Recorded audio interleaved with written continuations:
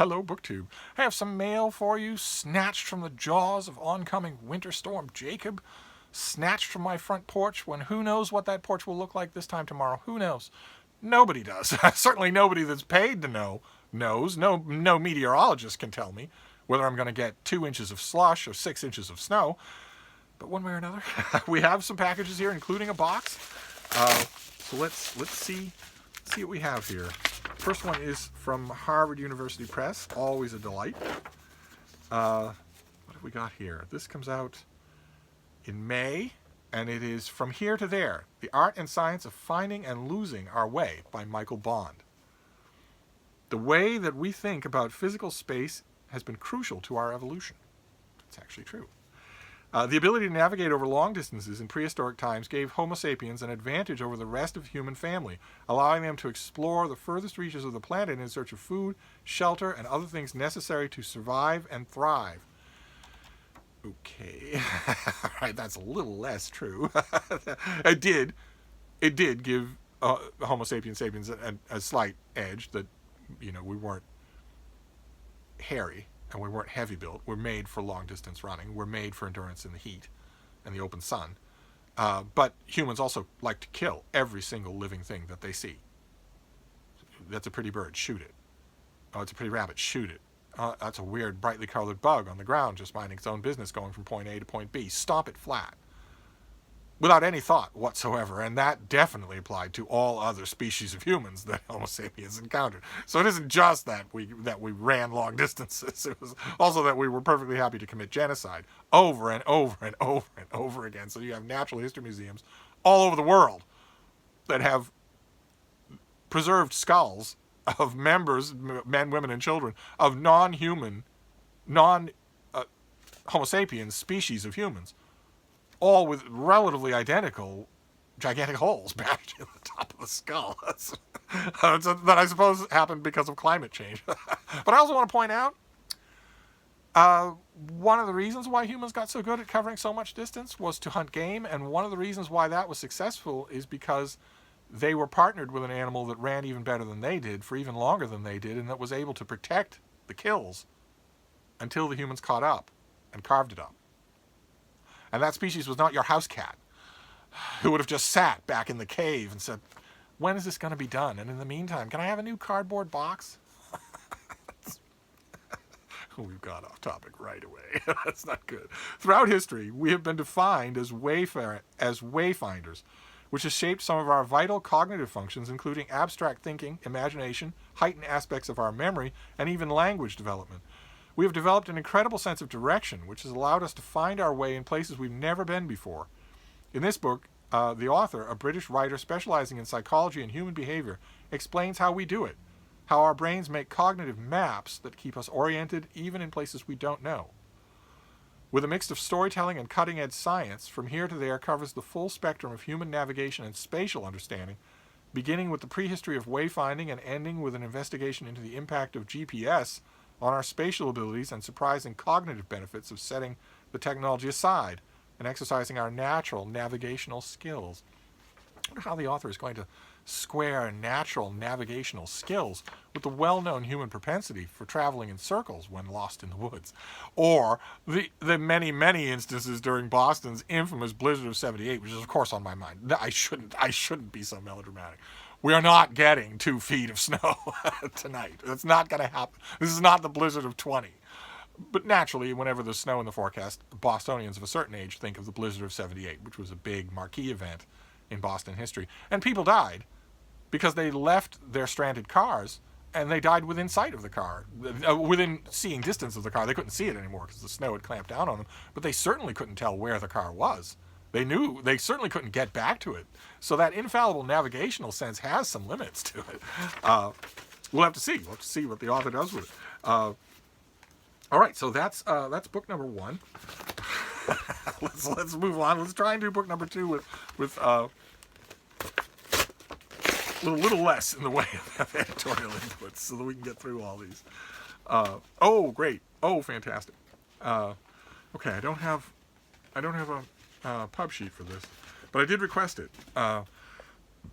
It seems fascinating to me. Let's see here. I don't have anything. I don't have editorial stuff at all here? No, I don't. All right. Well, I don't think this is out yet. Yeah, this comes out in April.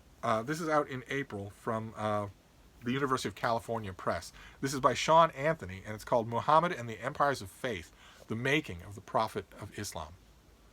You have a very nice cover design. Imagine how this could have gone. Lately on this channel, from what we've seen, you'd expect this to be a 16th century Roman fresco that's blurry and out of focus. No, that's a good cover design. The author's name in the gap between two pieces of manuscript. In this book, the author demonstrates how critical readings of non-Muslim and Muslim sources in tandem can breathe new life into historical study of Muhammad and how his message transformed the world. By placing these sources within the intellectual and cultural world of late antiquity, the author offers a fresh assessment of the earliest sources for Muhammad's life, taking readers on a grand tour of the available evidence, and suggests that new insights stand to be gained from the techniques and methods pioneered by countless scholars over the decades in a variety of fields. This book offers both an authoritative introduction to the multi-layered traditions surrounding the life of Muhammad and a compelling exploration of how those traditions interacted with a broader landscape of late antiquity. And I think I have a perfect venue to review this book. I'm certainly interested in it. And the author is Associate Professor of Near Eastern Languages and Culture at Ohio State University. Oh my, Ohio State University. And the author of numerous books and articles on late antiquity and the early Islamic world. And I confess, I write regular reviews for English language newspaper that's plopped down squarely in the middle of what we refer to as the Islamic world. And over the years, they've been doing it for many, many, many years. And over the years, naturally, because of their audience, various editors there have suggested that maybe I should review new books on books that would be of interest to the Islamic world. And at first, over a decade ago, when I said, of course, yes, my answer is always yes. When I said yes to that, all those years ago, I hadn't read all that much on the subject. I read the Quran, read some English language scholarship on the Quran, but not much of anything else. And over time, it's a perfect example of commissions shaping my interest. Over time, I've become very interested and learned a lot from lots and lots of books on the subject. So here's hoping.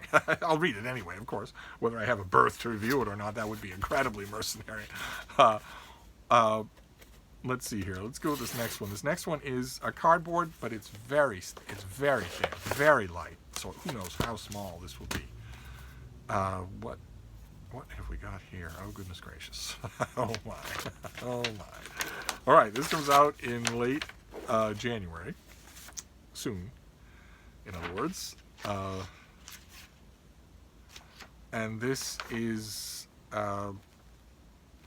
it's a tiny little thing. It's called The Heart of Maleness, an Exploration by Raphael Legier. Oh, God, he's young. He's a philosopher and sociologist. Liogier. He's a philosopher and sociologist. He is a professor of sciences and teaches at the International College of Philosophy in Paris.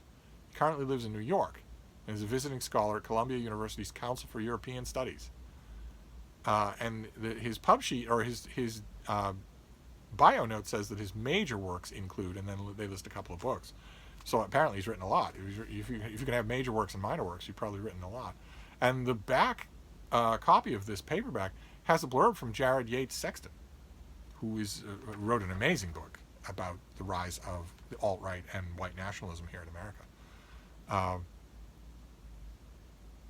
Okay, so what have we got here?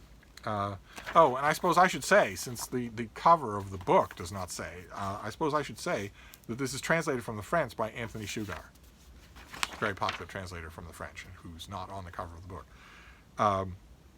Philosopher and sociologist Raphael Legier has closely followed the staggering outpouring of accounts of sexual harassment and rape from the many women's voices that comprise the #MeToo movement. Deeply compelled by the movement's importance and fueled by a personal sense of disgust and dismay, the author draws on his academic experience to examine the underlying causes of gender inequality and how we can fight against it in the timely, self-reflexive book Heart of Maleness. In the brazenness of Donald Trump, who brags about groping women, in the hypocrisy of outspoken progressives whose private behavior belies their so-called feminist ideals, and even occasionally in the good intentions of men such as the author, who strive to be allies, we discover the influence of a deep-seated fantasy of male dominance. Conscious of his position as a white, affluent, heterosexual, cisgender male, the author does not engage with #MeToo through the privilege of a false sense of distance, nor does he attempt to speak for women. Instead, he uses his own distress, self-questioning, and academic training to dissect the contradictions guiding men's perception of women. Heart of Maleness anatomizes the culture of imagination that shapes misogyny, demonstrating how stunning inequalities are sustained through common perceptions and everyday behaviors that rest on long histories. Okay. All right. Well, it's a tiny little thing. I'll read it today and find out what the author has to say. You can't always know from the pub sheet. You can't always know from the pub sheet. So we will see what the author has to say in translation. Anyway, we will see what the author has to say. I know what I don't want to hear. But I'll be interested if the author doesn't say that. I'll be interested in the things that he does say. I don't want to hear that all men are rapists. I don't want to hear that all men are misogynists. I don't want to hear that men are born that way. I don't want to hear that no man can think about it and change their ways or examine the ways in which they are not unthinkingly misogynistic. That only a woke progressive can teach them how to, or tell them how to think that way. They can't do it on their own. I don't want to hear any of that. I don't want to hear that someone's gender imports to them an invidious personal characteristic, since that is bigotry. Instead I want to hear examinations. The pub sheet bothers me just a little,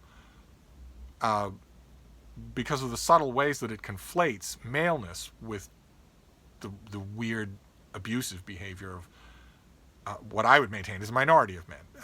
I know lots and lots of men who deal perfectly fine with their wives, their female colleagues, female workers who work for them, female bosses, female friends, but you never know. One should never underestimate the French. so I will read it and see. And then let's move on here. Wow, a slim polemic on maleness. All right, well that's going to be charged.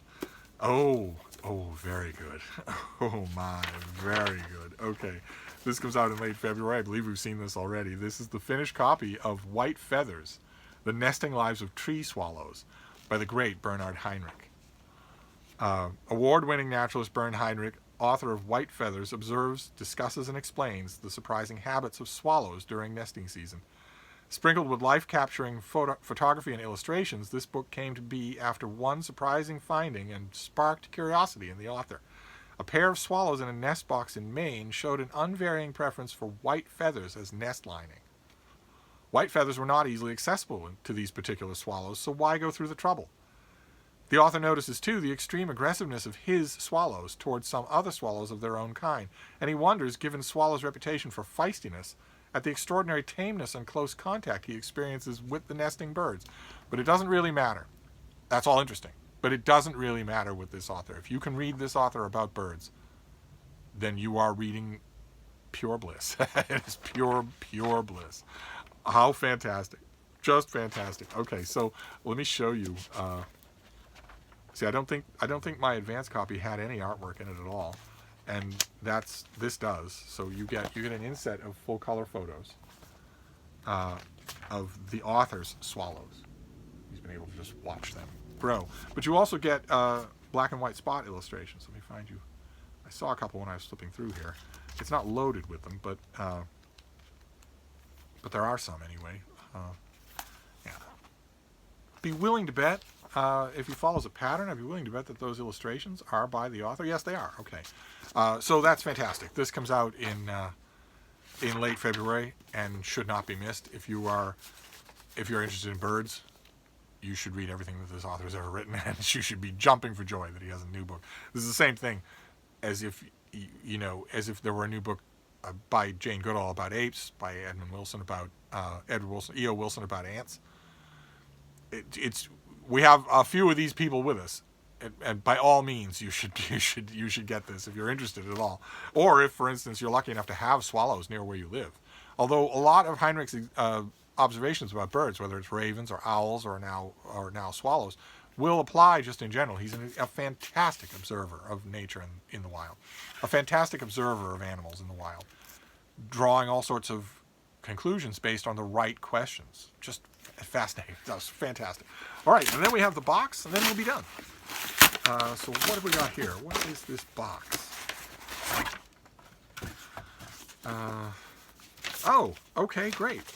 All right, fantastic. This is another finished copy. I think we saw this already. I dipped into this, but I didn't read the whole thing. I dipped into it a bit and thought that it was good, very good, the part that I read. So now I'll read the whole thing. This is due in mid-February. It's by Michael Gordon. It has an unfortunate cover, but we can't win them all. And this is Einstein in Bohemia. And that mud at the bottom of the cover, there's just a lump of mud here. But if you take out, go to the kitchen and get a microscope, one of those handheld little magnifying glasses, pull it out of the junk drawer. It'll probably take an hour to find it, but the book will wait. Don't you worry. The book will wait. Then once you've got that magnifying glass, you can come all the way back to the book, and if you put it up to the book, you'll see that if the fine details of that mud is that this is a 200-year-old faded sepia tone photo of a bridge in Bohemia. so I guess I won't do a Google image search, because why would I bother? Surely the publicist for this book would have done that first thing. And I'm assuming that since they chose this for the cover of the book, I'm assuming there are no color photos of this particular section. Anyway, let's see here. This is a spellbinding portrait of a city and the gifted young scientist who briefly called it home. In the spring of 1911, Einstein moved with his wife and 2 sons to Prague. You know, that lump of undifferentiated mud kind of looks like Prague. If only there were color photos of this bridge. Oh, it's a terrible shame. The capital of Bohemia, where he accepts a post as a professor of theoretical physics. Though he intended to make it Prague his home, he lived there for just 16 months, an interlude that his biographies typically dismiss as brief and inconsequential. I love it when these keyhole biographies look at that broader narrative, see that those biographers are dismissing something as inconsequential, and dig in to see if there is something, in fact, consequential there. It's amazing how often they find it. It's a reflection of a comment that Thomas Malin makes in his great book about journal keeping, where he says nothing, in fact, never happens. Yet Prague, its history, its multifaceted culture, changed the trajectories of Einstein's personal and scientific life. It was here that his marriage unraveled, where he first began thinking seriously about his Jewish identity, and where he embarked on a project of general relativity. Einstein in Bohemia sheds light on this transformative period in Einstein's life and career, and brings vividly to life a beguiling city in the last years of the Austro-Hungarian Empire, which is right around when this muddy picture was probably taken.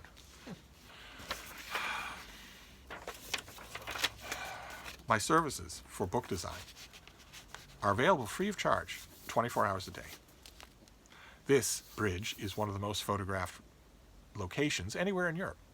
What you do is, with a full-color, high-definition camera, you put someone at this end of the bridge facing the castle, have them squat down, make it early in the morning so there's no foot traffic, take a full-color picture of that bridge with the ornate sidework that you can't even see in this muddy sepia tone photo. The ornate sidework angling up towards a picture of the castle, which is up here. So you have side work, trellis work of the bridge and the bridge leading up to a castle up here. Title here, author here. In full color. High definition, full color. You could get a student to do that for you for a cover jacket photo, credit, and $10. And then you wouldn't have this. but anyway. So there you go. There's a contentious mail haul for you. We have Einstein in Bohemia. We have white feathers. The propensity of the swallows that he observed to prefer white feathers for nesting material. Why did they do that? Why were they so persnickety about it? They were willing to go out of their way to do it. Why? Then from here to there, a new study of humans' innate navigational abilities. Muhammad and the Empires of Faith, a study of the earliest biographical history, the earliest biographical traditions that we have for Muhammad, and why we have them. Where do they come from? Hence, probably the cover design of documents. You're really digging in and finding out, where does this tradition start? and who wrote about it and why and where did it grow. That's just fascinating to me. And finally, Heart of Maleness by a French philosopher who is currently at Columbia. So there you go. That is my last pre-snowstorm mail haul. Who knows what it'll be like. I'll try to post some pictures on my Instagram feed. I'll leave a link to my Instagram down below in case you're interested in boring books and a pretty schnauzer. But if I can, I'll do a little live. If it really does snow, if we really do get an event, I'll try to walk out in it with my camera and show you what it's like. Especially for those of you who are trapped in places where it is never winter. It doesn't feel like a trap to me. It really doesn't. I really envy that. But anyway, I'm going to wrap this up, but I'll be back. Thank you, BookTube.